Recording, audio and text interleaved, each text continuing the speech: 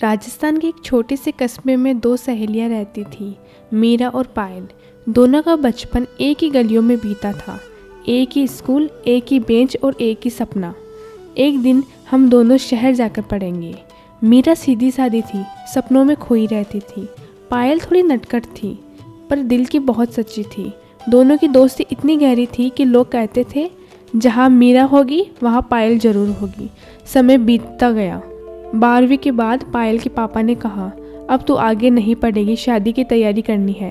पायल हंसकर बोली, पापा, मीरा के बिना मैं कहीं नहीं जाऊंगी। पर किस्मत को कुछ और ही मंजूर था। पायल की शादी शहर से बहुत दूर एक गांव में तय हो गई। विदाई के दिन मीरा ने उसे एक छोटी सी डायरी दी और कहा, जब भी मन उदास हो इस पे अपने मन की बातें लिख लेना। पायल चली गई और मीरा का जीवन जैसे खाली हो गया।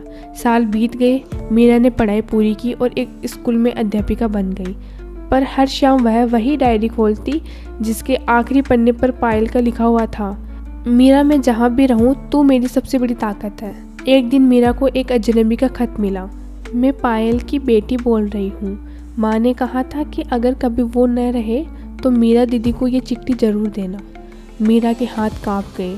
उसने चिट्ठी खोली। पायल ने लिखा था, मीरा, मुझे अफसोस है कि हम आखिरी बार नहीं मिल सके, पर तुझे देखकर मुझे हमेशा लगता था कि मैंने खुद को पा लिया है। अगर मेरी बेटी खो जाए तो तू इसे अपनी बेटी समझना। मीरा रो पड़ी और उसी दिन पायल की बेटी को अपने घर ले आई। अब वही छोटी सी बच्ची मीरा के स्कूल में पढ़ती थी और जब भी कोई पूछता है, ये तुम्हारी बेटी है, तो मीरा मुस्कुराकर कहती है, नहीं, ये मेरी दोस्त की आखिरी याद है। कहानी इतना बताती है कि सच्ची दोस्ती खून के रिश्ते से भी गहरी होती है।